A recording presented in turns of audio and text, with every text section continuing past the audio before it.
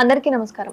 సాధారణంగా మనకి నూతన సంవత్సరం అంటే జనవరి 1 అని గుర్తొస్తూ ఉంటుంది. అసలు నూతన సంవత్సరం ఏంటి అంటే ఉగాది. సో ఈ ఉగాది నుంచి రాశి ఫలాలలో మార్పులు చేర్పులు ఏ విధంగా ఉన్నాయి అన్నది నానాజీ పట్నాయక్ గారిని అడిగి తెలుసుకుందాం. నమస్కారం గురుజీ. శ్రీమాత్రే నమః. గురూజీ, మేషరాశి వారి యొక్క జాతకంలో వ్యయం కావచ్చు, ఆదాయం కావచ్చు, లేదా పూజలు కావచ్చు, లేదా అవమానించే వాళ్ళు కానీ వీరి యొక్క జాతకంలో ఏ విధంగా ఉండబోతుంది గురూజీ?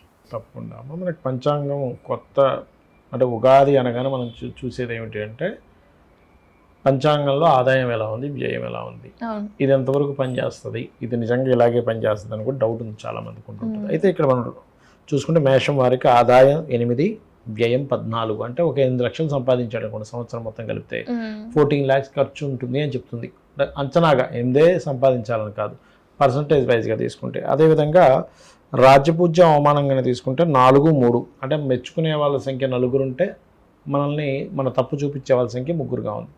మరి ఇది ఇలాగే ఉంటుందా, అది ఇదేమైనా మార్పు వస్తుందా, దీని ఏమైనా మనం మార్చుకోవచ్చా అంటే మేషం వారికి 6వ స్థానంలో ఉన్న కేతు 2వ స్థానాన్ని చూడడము, అదేవిధంగా మే నుంచి గురువు మారుతున్నాడు కూడా మేషం వారికి చూసుకుంటే.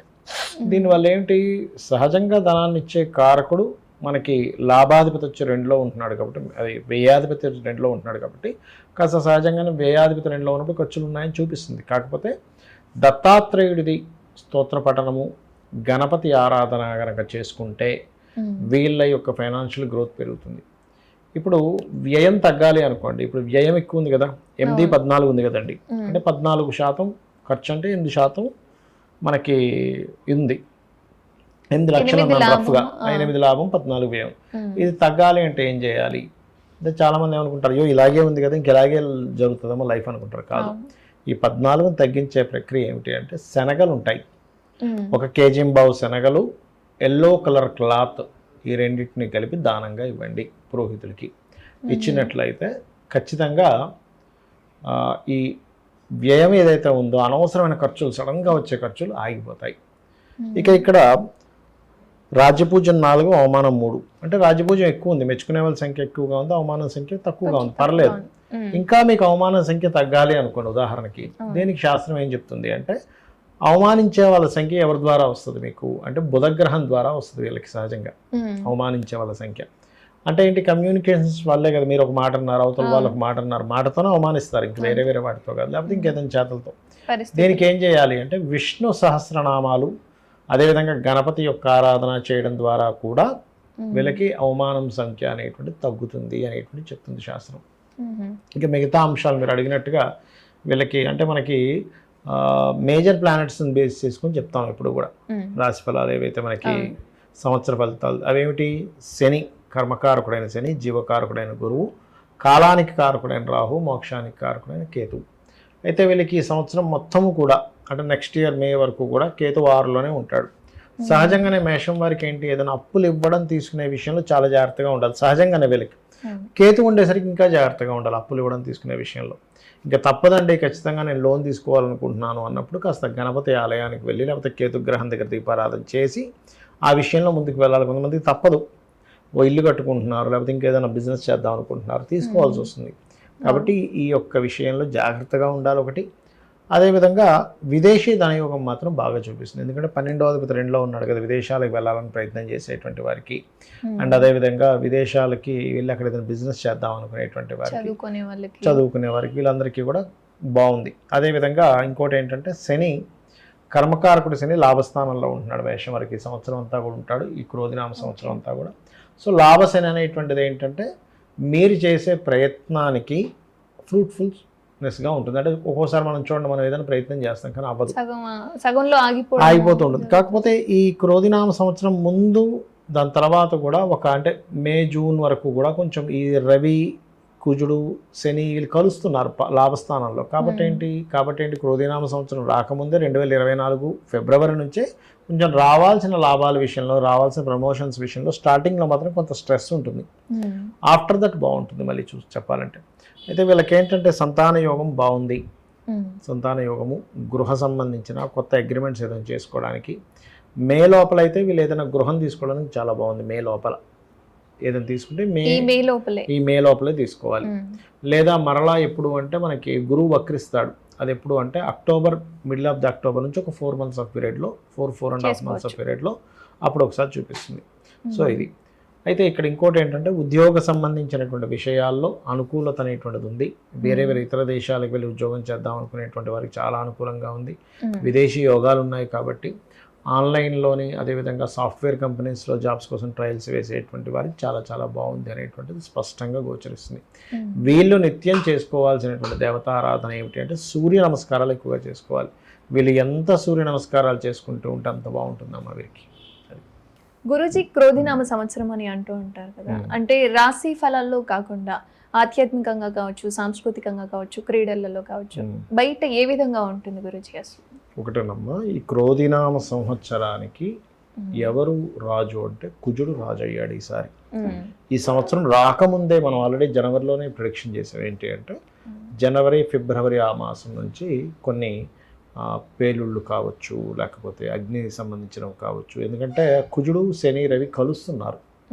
రవితో శని కలిసిన, కుజుడు కలుస్తున్నా మీకు ఎందుకు ఈ మార్చి మాసం నుంచి, మార్చి మాసం నుంచి పెరుగుతూ ఉంటాయి. ఎందుకంటే మీరు ఈ కుజశని కలయిక ఎలాంటిదంటే అమ్మా, హీరోసీమా నాగసాకి జపాన్ మీద వేసిన బాంబు అప్పుడు కూడా ఏంటంటే ఈ కుజ శనులు కనెక్టివిటీస్ ఉంటాయి. ఆ టైంలో కూడా మీరు ఏదైనా యుద్ధ సమయాల్లో కానీ మనకి చూడండి ఏదైనా ప్రమాదాలు రావడం అంటే బాంబు పేర్లు కావచ్చు, లేకపోతే ఈ రాజకీయంగా అనేకమైనటువంటి గొడవలు కావచ్చు, సడన్గా అసలు ఊహించనంత మార్పులు తీసుకురావడం కావచ్చు, అల్లర్లు కావచ్చు పెరుగుతుంటాయి. కాబట్టి కొంచెం జాగ్రత్తగా ఉండాలి. అంటే ఏంటంటే రాజులకి యుద్ధం చేయాలనే ఆకాంక్ష పెరగడం ఇలాంటిది ఇస్తుంది క్రోధినామ సంవత్సరం. ఎందుకు రాజు ఏమో కుజుడు అయ్యాడు. అయితే మరి ఇది రాకముందే ఎందుకు వస్తుంది ఇదంతా అంటే మనం జనవరిలో ఎందుకు చెప్పాము అంటే ఆ గ్రహాల యొక్క కలయికలు అలా ఉన్నాయి. జనవరి ఫలితాల్లో కూడా చెప్పాము మనం యాక్చువల్గా. దాని ఇది ఉంటుంది అందుకని. అయితే ఇక్కడ దీనికి మరి అందరూ ఇప్పుడు చూడండి, బయట యుద్ధ సంబంధించిన వాతావరణం ఇవన్నీ ఒక పక్క పెడతాయి. ఇందులో సామాన్య ప్రజలు ఇరుక్కోకుండా ఉండాలి అంటే కనుక శని కుజ గ్రహాల దగ్గర దీపారాధన చేయాలి. వారాహి అమ్మవారి అష్టోత్తరాలు చదువుకోవాలి. వీలైతే గోవులకి క్యారెట్లు, బెల్లము తినిపించాలి. ఇలా కనుక చేసినట్లయితే ఖచ్చితంగా బాగుంటుంది. అది అంటే ఇప్పుడు మనకి తర్వాత స్పోర్ట్స్ కి సంబంధించి ఉన్నాయి. అవునమ్మా. సో అందులో మనకి ఎటువంటి లాభాలు వస్తాయి? స్పోర్ట్స్ రంగాలకు సంబంధించిన విషయంలో అంటే అమ్మా ఇది అది అప్పటికప్పుడు స్పోర్ట్స్ సంబంధించినటువంటిది ఎవరికి వారి జనరల్ జాతకాలు తీసుకొని చెప్పుకోవాలి. అప్పుడున్న ఏ స్పోర్ట్స్ టైంలో అసలు గ్రహస్థితి ఎట్లా ఉంది దాని పరంగా. అయితే స్పోర్ట్స్ రంగాలకు సంబంధించింది మాత్రం కొంచెం అంటే మొదటి క్రోధినామ సంవత్సరంలో కుజుడే రాజయ్యాడు కాబట్టి స్పోర్ట్స్ రంగాల్లో కుజుడు స్పోర్ట్స్ కారకుడు. ఆ రంగాలు బాగుంటాయని చెప్పుకోవాలి. స్పోర్ట్స్ రంగాలు కానీ, టెక్నికల్ రిలేటెడ్ సంబంధించిన విషయాలు కానీ ఇవన్నీ కూడా చాలా బాగుంటాయి చెప్పాలంటే. మిషనరీస్, పెద్ద పెద్ద మిషనరీస్, ఫ్యాక్టరీస్ ఎస్టాబ్లిష్మెంట్ అవ్వడము, వీటికి క్రోధినామ సంవత్సరం చాలా బాగుంటుంది చెప్పాలంటే. సో ఈ సంవత్సరం మాత్రం మనం ఆధ్యాత్మికంగా కావచ్చు, సాంస్కృతికంగా ఏం చేసుకున్నా ఆధ్యాత్మికంగా అంటామా ఒకటమ్మా, ఆధ్యాత్మికంగా మీరు తీసుకొచ్చారు కాబట్టి చెప్తున్నాను. ఈ క్రోధినామ సంవత్సరం అని కాదు, మీనరాశిలో రాహు ఉన్నందుకు కొంత మత కల్లోలాలు, కొంచెం ఈ ఆధ్యాత్మిక సంబంధించిన విషయాల్లో పోటీ పడుతూ కొన్ని విషయాలు జరగడం ఇట్లాంటివి కూడా జరుగుతాయి. అంటే ఎక్స్పాన్షన్ ఉంటుంది, వాటి మీద బురద జల్లడం ఎక్కువగా ఉంటుంది, రెండూ ఉంటాయి. సో వాటిలో కొంచెం జాగ్రత్తగా, ఎందుకంటే గురు రాహుల కలయిక అనేటువంటిది గురుచండాల యోగం అంటారు. దానివల్ల గురుజీ, రాశి ఫలాలు కాకుండా పర్సనల్ గా అసలు ఈ క్రోధినామ సంవత్సరంలో ఏ విధంగా ఉంటుంది? పర్సనల్గా అంటే అమ్మా ఇందాక నేను మీకు ఒక్కొక్క రాశి గురించి చెప్పాను కదా, అలా కాకుండా పర్సనల్ చార్ట్ అని ఉంటుంది. అంటే మీరు జన్మించినప్పుడు ఉన్నటువంటి సమయాన్ని, తేదీని, నెలని, సంవత్సరాన్ని, ప్రదేశాన్ని తీసుకొని మీరు ఏ లగ్నంలో జన్మించారు, మీరు పుట్టిన లగ్నాన్ని బట్టి మీ యొక్క ఎదుగుదల ఎలా ఉంది అంటే ఇది పర్సనల్ కంప్లీట్గా. ఇప్పుడు మేషరాశి వారు అందరికీ జనరల్గా జరిగే కొన్ని ఉంటాయి. మీ పర్సనల్ చార్ట్ మీకు యూనిక్గా ఉంటుంది. ఎందుకంటే ఒక మనిషి ఉన్నట్టుగా వేరే వాళ్ళు ఎవరు కూడా అలా ఉండరు చూడడానికి. అలా తెలివితేటలు ఉండవు, ఎలా వేరు వేరు ఉంటాయి. వాళ్ళకున్న తెలివితేటలు వేరే వాళ్ళందరికీ, వాళ్ళకున్న స్కిల్స్ వేరే వాళ్ళందరికీ ఉండాలని రూల్ లేదు.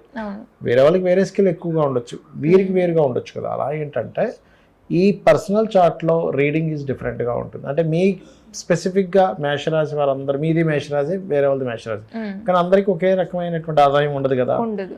అంటే మీ పర్సనల్ చార్ట్లో ఆదాయాన్ని ఇచ్చే కారకుడు, అంటే మీకు ధనాన్ని ఇచ్చే కారకుడు ఎలా ఉన్నాడు, మీ పర్సనల్ చార్ట్లో సిబ్లింగ్స్తో ఎలా ఉంది, మీ పర్సనల్ చార్ట్లో ఏ డైరెక్షన్స్లో నివసిస్తే బాగుంటుంది గృహము, మీ పర్సనల్ చార్ట్ రీత్యా ఎందులో డబ్బులు వస్తాయి, ఎప్పుడు డబ్బులు వస్తాయి, అదేవిధంగా వివాహ సమయం ఎప్పుడుంది, ఎటువంటి వారు మీకు జీవిత భాగస్వామిగా వస్తారు, సంతానం అభివృద్ధిగా ఉండాలంటే ఏం చేయాలి, మీరు జాబ్ చేస్తే బాగుంటుందా, లేకపోతే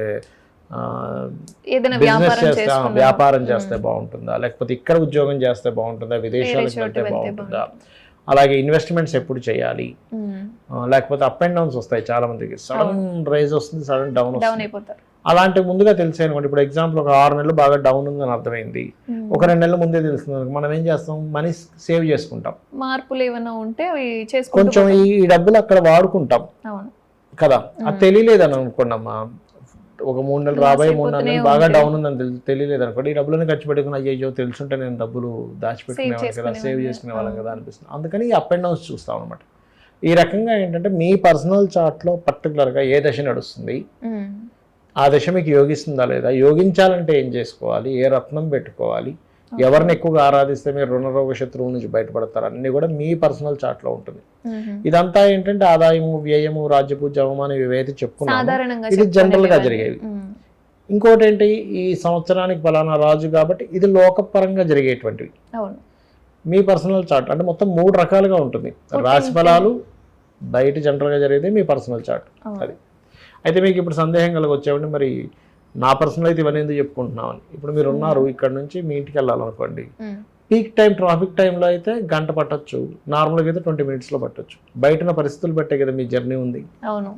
అట్లా ఏంటంటే మీ జర్నీ ఎంతసేపట్లో వెళ్తారనేటువంటిది మీరు ఎంత ప్రయత్నం చేసినా బయట ఉండే వాతావరణము, బయట ఉండే ట్రాఫిక్ అనుకూలించాలి. ఆ ట్రాఫిక్ ఎలా అనుకూలిస్తుంది, ఏ టైంలో అయితే అనుకూలిస్తుందని మనకి ఎట్లా తెలుస్తుందో గోచార ఫలితాలు కూడా అలాగే.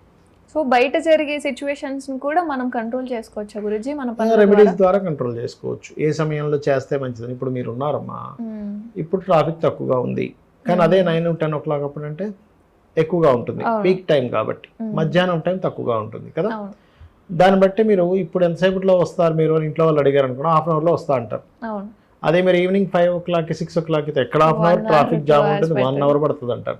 సమయాన్ని బట్టి మార్పులు బయట ఉండే ట్రాఫిక్ ని బట్టి మీకు ఎలా అయితే మీ యొక్క సమయం ఎలా పడుతుందో, గోచారంలో ఉండే గ్రహాలను బట్టి ఇక్కడ కూడా మార్పులు వస్తూ ఉంటాయి. అది అంటే బయట ఏం జరుగుతుంది, మనలో ఏం జరుగుతుంది, అసలు రాశి ఫలాలు ఏ విధంగా జరుగుతుందని చెప్పి చాలా కన్ఫ్యూజన్ ఉన్న వాళ్ళు ఉంటారు.